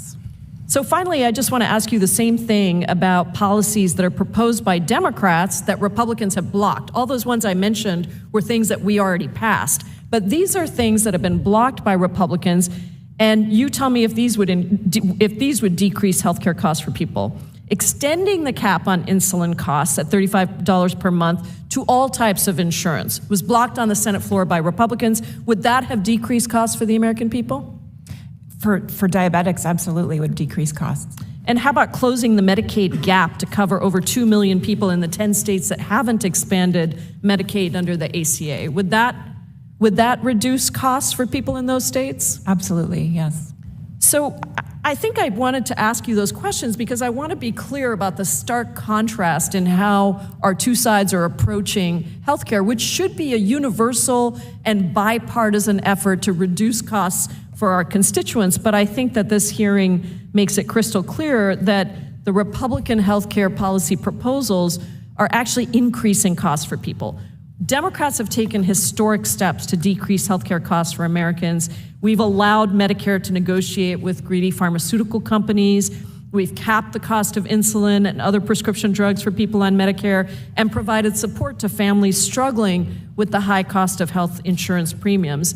We did all of that without a single Republican vote, and we have more to do. I have great proposals to address some of the issues that Ms. Hayes raised around expanding Medicare to cover dental, vision, and hearing, providing all kinds of care that people need, because if our healthcare system can function so that we keep people healthy and we don't put barriers in their way to seeking healthcare, and particularly the equity concerns that we see in our healthcare system with people not being able to access care, particularly Black, Brown, Indigenous folks, particularly poor people, particularly people in rural areas, this country would be much better off. I thank you and I yield back. Thank you. Thank you, Representative Jayapal. And now we're going to continue with the minority party since we don't have anyone here for the majority. So we recognize now Representative McBath from Georgia for 5 minutes. Thank you so much, Chairman Good, Ranking Member DeSaulnier, for hosting today's hearing, and to our guests for taking the time to be with us today. I am a two-time breast cancer survivor and the daughter of two healthcare professionals, so this issue today is very, very personal to me. It's personal to me like it's personal for the mothers and children who live in the 50-plus counties in Georgia who don't have a pediatrician or even an OBGYN. It's personal to me like it is for those in my state who are forced to take unpaid time off from work that they can't that they can't simply afford. And they're driving hours away to get themselves or their children the care that they need. While our governor in the state of Georgia knowingly leaves billions of dollars, federal dollars, on the table and refuses to expand Medicaid.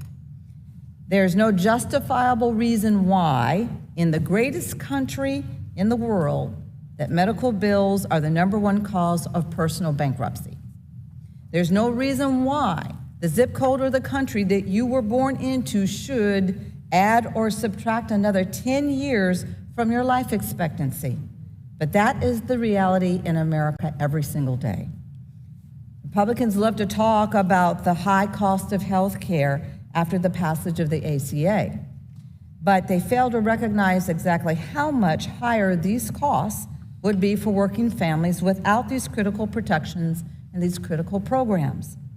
Thanks to President Biden, congressional Democrats, and the Inflation Reduction Act, the number of Americans without health insurance is down to the lowest level in the history of this country. Thanks to the IRA, Medicare is finally able to negotiate with drug companies on behalf of American seniors and ensure that they aren't paying more than they need to for prescriptions like insulin. And yes, that was my law, the reducing the cost of insulin to $35 out of pocket. These protections would have gone even further to support working families by capping the price of insulin at $35 a month for private insurance as well as Medicare. But Republicans successfully stripped this provision from my bill, the final version of the NRA that was actually signed into law. When insulin for human consumption was first discovered and synthesized by Dr. Banting and his team in the it was in the 20th century, they sold the patent to the University of Toronto for $1, just $1, claiming that, and I quote, "insulin does not belong to us, it belongs to the world," end quote. I think that it's obvious that Dr. Banting and his team would be deeply disturbed by the exorbitant price that insulin is regularly sold in the United States today. And it's up to Congress to right this historic wrong.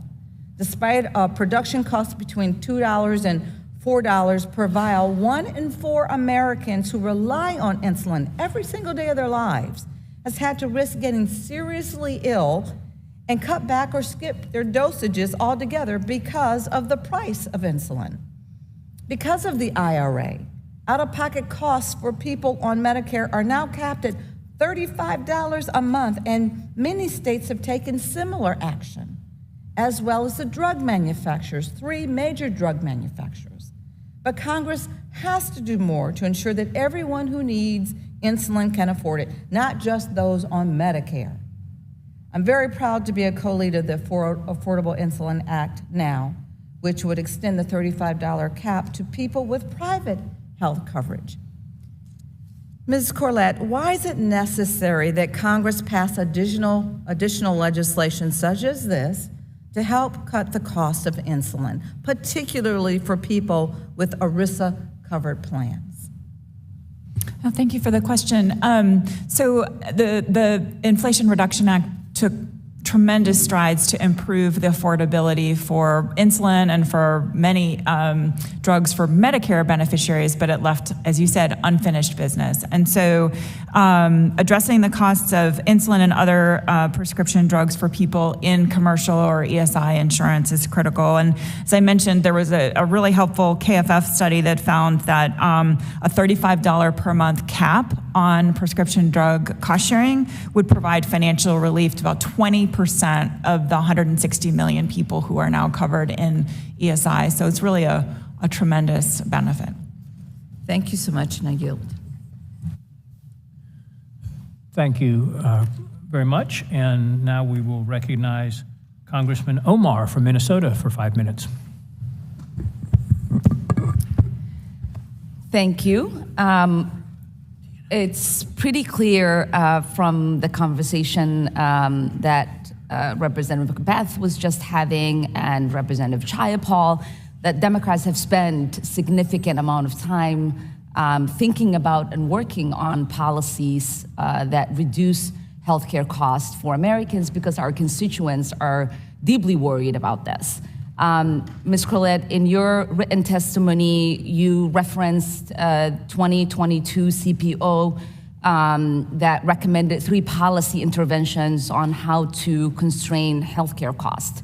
Regulating healthcare prices, reducing consolidation and anti-competitive behavior, and improving price transparency. You also pointed to the Bipartisan Policy Center report that made recommendations that further 7 interventions, such as capping hospital prices in highly concentrated markets. So there are a lot of proposals that are out there and interventions that are available to us. Can you speak to the importance of these policy interventions and how they compare to the proposals that are currently in front of this committee that my Republican colleagues are putting forth? And if there are differences in the approaches and if there's a cost shift that will take place for Americans. Yes, thank you for the question. So the number one reason why we are in an affordability crisis in private health insurance is the prices that commercial health plans are paying for healthcare goods and services, particularly hospital services and prescription drugs. And one of the reasons for that is consolidation, a lack of competition, particularly in the hospital sector. So the Congressional Budget Office has looked at this issue, and they have sort of identified 3 major policy areas that could help reduce costs for commercially insured people.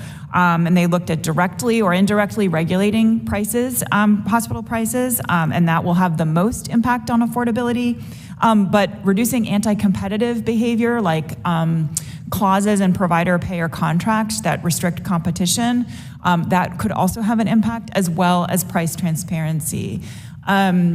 Those will get at the underlying drivers of healthcare cost growth in this country. Policies that simply move the deck chairs around on the Titanic and lower prices for groups that have healthier workers or younger workers will simply just create new winners and losers, with the losers being employers that have workforces that aren't quite as healthy or are older than their peers.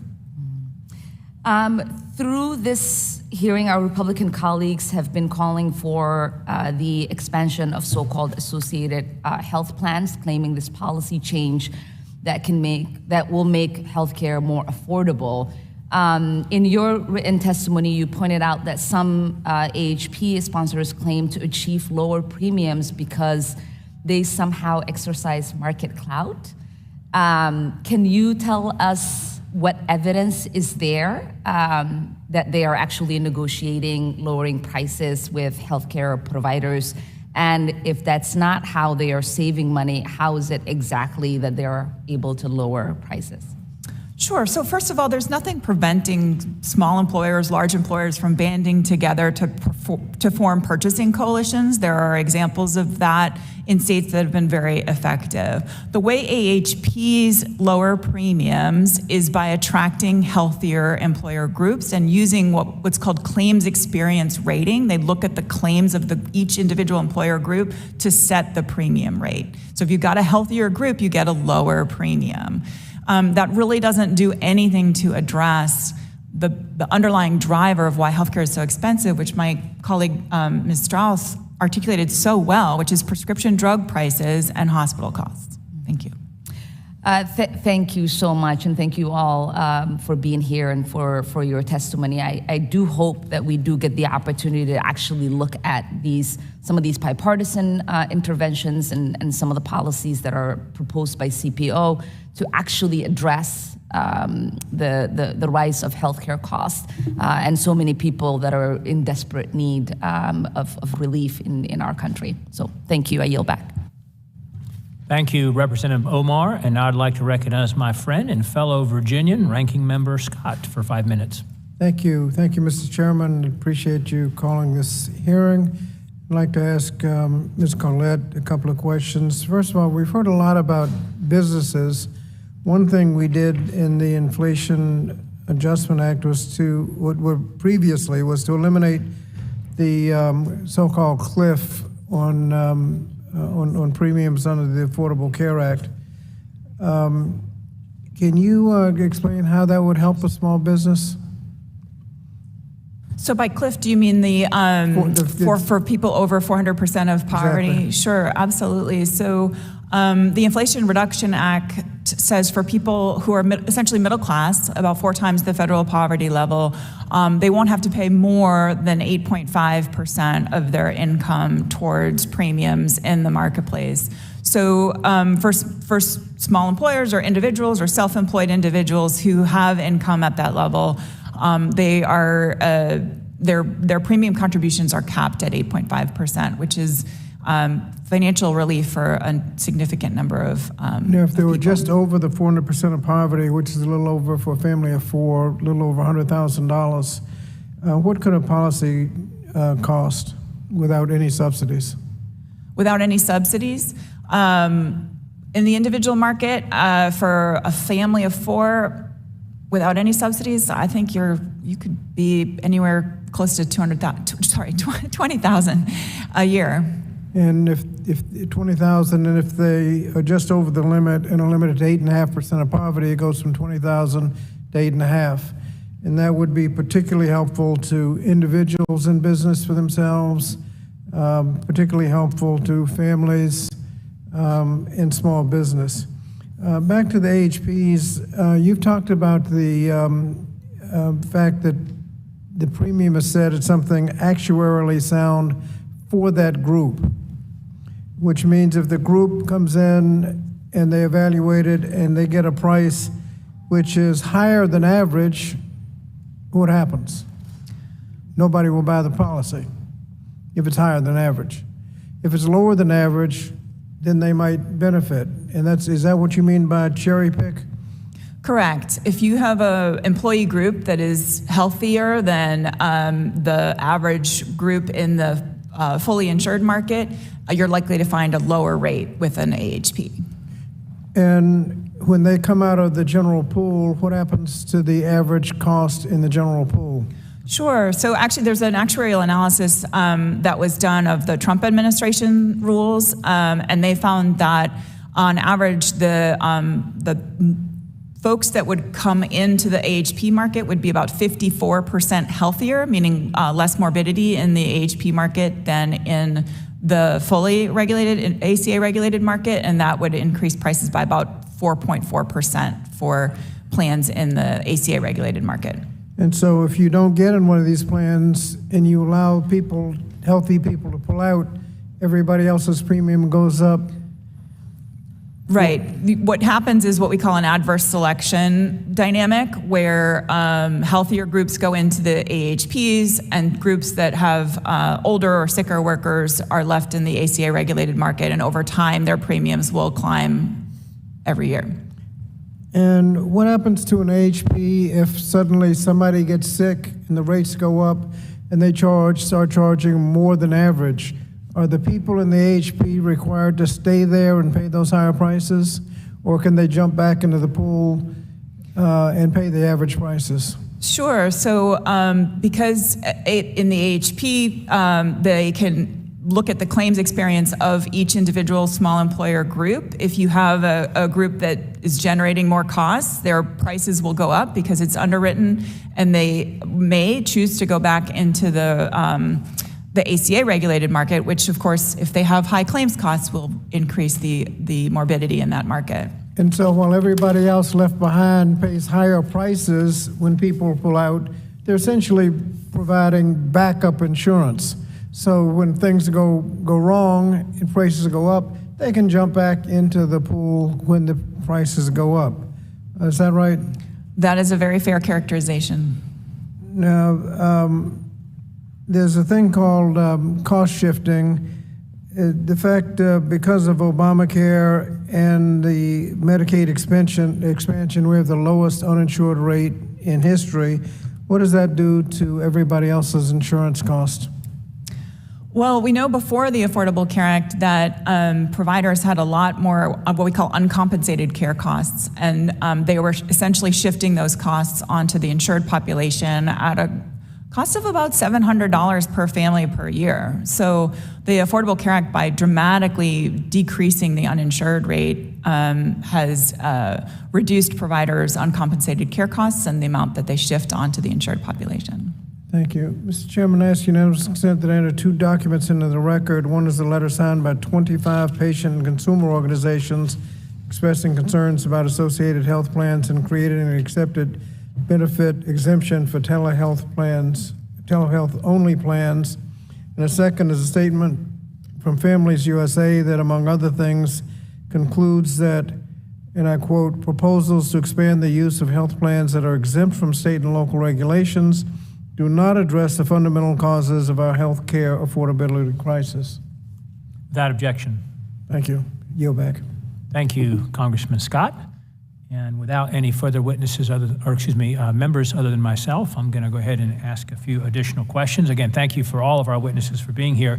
One comment I will add as a member of Congress, a lot of people don't know that members of Congress are forced onto Obamacare. And I guess I'll use that term loosely, we deserve to suffer under that which we have placed the American people. I have the highest health care premiums I've ever had, far and away. It's $1,300 a month for just my wife and I. And we are a healthy 50-something-year-olds. And so we are experiencing firsthand for the first time the peril of Obamacare, the lack of choice, competition, transparency, accountability that plagues our healthcare system that contributes to these higher rates, not to mention the fact the country's going bankrupt and we can't afford what we're doing from a government provision standpoint. Mr. White, I want to ask a quick question of you. One of our members asked Ms. Corlett if the price caps on insulin was causing premiums to go down. She gave a very specific answer and said, for diabetics. Is the price caps on insulin causing premiums to go down for everyone? No, CBO estimated that premiums would increase and fewer options would be available. Yeah, I thought so. Thank you very much. Ms. Watts, why is competition a good thing in the healthcare marketplace? Competition is good everywhere, but with the lack of competition, we see things happening like we've described already today with the unfair billing practices where, providers can charge what they want to for services, and the savings that consumers could benefit from site-neutral payment reform, from focusing on more transparency with billing are enormous, depending on whose estimates you look at, hundreds of millions of dollars. We're talking about the debt ceiling here, negotiations. Someone mentioned earlier, government's bankrupt, $32 trillion national debt, running deficits every year, record levels. Who ultimately bears the cost if government's paying out more in health care payments? We do. Yeah, absolutely. The consumer does. And how about at the astronomical billing by hospitals? How does that affect care for patients? Well, there's 2 things. First of all, when the cost of care goes up, some people will forego care, and that actually is more detrimental and more costly in the long run. There's many studies that have proven that. Secondly, we're all very familiar now with the actuarial value of a plan. It's basically what the plan pays and the consumer pays the remainder. And so the higher the cost is, that actuarial value is the same. It's just that what we're all paying goes up. What's this legal price gouging impact on doctors, do you think? The hospital cost, the dishonest billing that's going on? I'm not exactly sure, but I thought it was interesting in the prior questioning about the uncompensated care. I don't recall seeing trend go down as a result of the drop in uncompensated care. So I'm not really sure where all the money goes. Ms. Strauss, thank you, Mrs. Watts. Ms. Strauss, I thought it was interesting when it was said earlier that consumers might not understand they were getting just a telehealth standalone policy. I don't know how anyone wouldn't understand that or would be fooled by that. But my colleagues on the other side of the aisle seem to think that if a plan doesn't cover exactly what the federal government says it should cover, then it's a junk plan.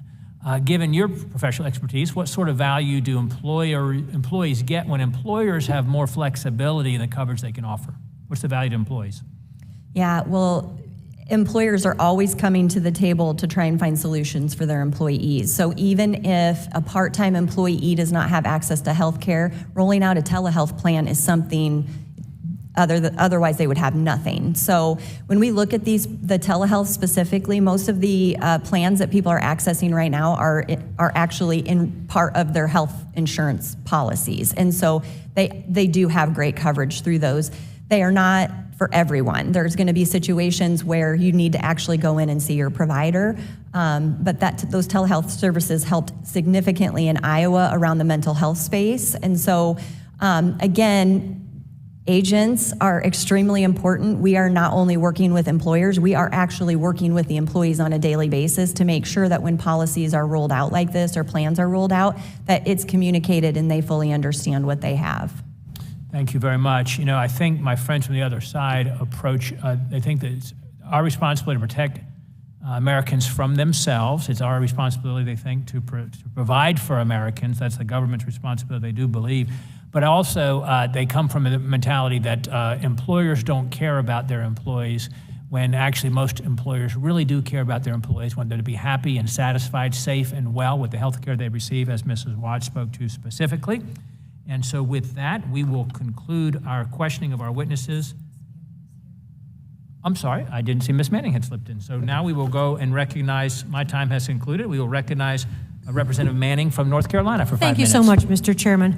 Mr. Chairman, I would like to point out that the Inflation Reduction Act put a cap on the price of insulin for seniors, and as a direct result of that act, which was supported by House Democrats and signed into law by President Biden, 2 major manufacturers of insulin, Eli Lilly and Novo Nordisk, have already announced that they are reducing the cost of insulin to $35 for everyone. So the law we passed has already had an enormous benefit for everyone who needs insulin. And I'd like to stick with that, the Inflation Reduction Act, and to ask Ms. Corlett, can you give us your assessment of the IRA's emphasis not only on capping out-of-pocket costs, but also on lowering the underlying prices of drugs like insulin? Sure. So full disclosure, I am not a Medicare expert, but I think one of the key pieces of the Inflation Reduction Act was to empower Medicare as a purchaser of prescription drugs to negotiate for a selected set of drugs on behalf of their beneficiaries to try to get a lower price. That's something that Medicare had been barred from doing. Obviously, the law is just being implemented, and so it will be a while before we see the full fruits of that negotiation power. But I do think there's unfinished business because I think many employer plans could also benefit from leveraging that negotiating power against drug manufacturers. So in other words, extending these reforms to private health plans, including employer-supported plans or employer-sponsored plans, could help make drugs more affordable for consumers and businesses. Absolutely.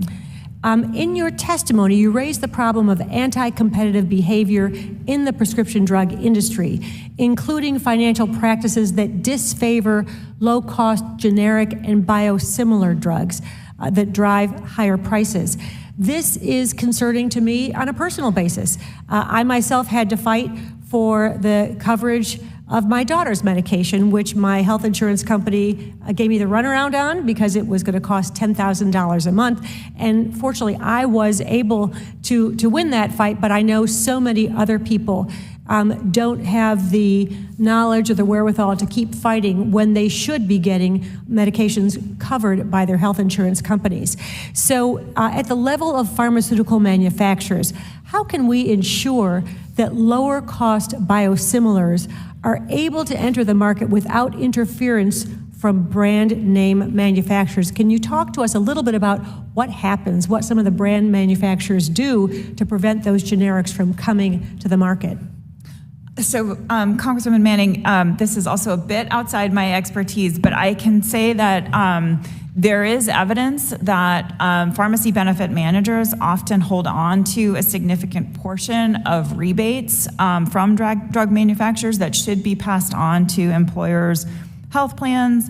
And they often can disfavor generic drugs if they don't come with rebates relative to higher cost prescription drugs. Thank you. And Ms. Strauss, I saw you nodding your head on that one. So I wonder if you could comment on that and also talk to me about the problem of transparency in the pharmacy benefit manager industry. Yes, actually, specifically in Iowa, we've been trying to address this on the state level. And last session, we were successful in getting some transparency legislation passed. So we are really excited to start to dig into the information that we're receiving from the pharmacy benefit managers. I can tell you, we cannot solve problems if we don't go to the root cause of the problem, which truly is the drug manufacturers. When we have medications that are truly life-saving, like for instance for your child, if it's $10,000, why is there not competition out there? Why are they holding on to those prices? So when we throw around words like cap, it makes me anxious because a cap to me means you're telling the insurance company they can only charge $35. Well, the manufacturer is still charging that full price through. Those are gonna always feed into the premiums. That's gonna, one way or the other, everybody is gonna end up paying for that. So if we aren't able to address it directly with the drug manufacturers, and I am very excited to hear the progress on the insulin side of things because I do work in the Medicare market and we have a lot of people that are on insulin. So that is exciting if that can drive change where the manufacturers are actually reducing the costs across the board for everyone, then that is going to be a solution. But if it's just capping through insurance, insurance is a middleman. The prices are still what they are behind the scenes with premiums. I have to agree with you. It is very exciting that the law we passed to cap the price of insulin for seniors has resulted in the cost of insulin being reduced for everybody. And we can only hope that that will continue. We are facing a mental health crisis, and we know that telehealth has become a key avenue for mental health services. In my 10 seconds I have left, Ms. Corlett, how can Congress ensure that part-time workers have access to some form of telehealth, particularly for behavioral health? Well, there's nothing preventing employers from offering part-time workers access to a health benefit with telemedicine. Also, if you're not offered an employer-based plan, you can choose to buy a marketplace plan, and many of these marketplace plans are also covering telehealth services. Thank you. My time has expired, and I yield back. Thank you, Congressman Manning. And without objection, before we close, I enter in the record letters supporting efforts to enhance healthcare affordability from the following organizations: Americans for Prosperity, bipartisan organizations supporting site-neutral payments, the American Hospital Association, the ERISA Industry Committee, the National Association of Benefits and Insurance Professionals, NFIB, and the Partnership for Employer-Sponsored Coverage. Again, I would like to thank all four of our witnesses for taking the time to testify before the committee for this very important issue today. Without objection, there being no further business, the committee stands adjourned.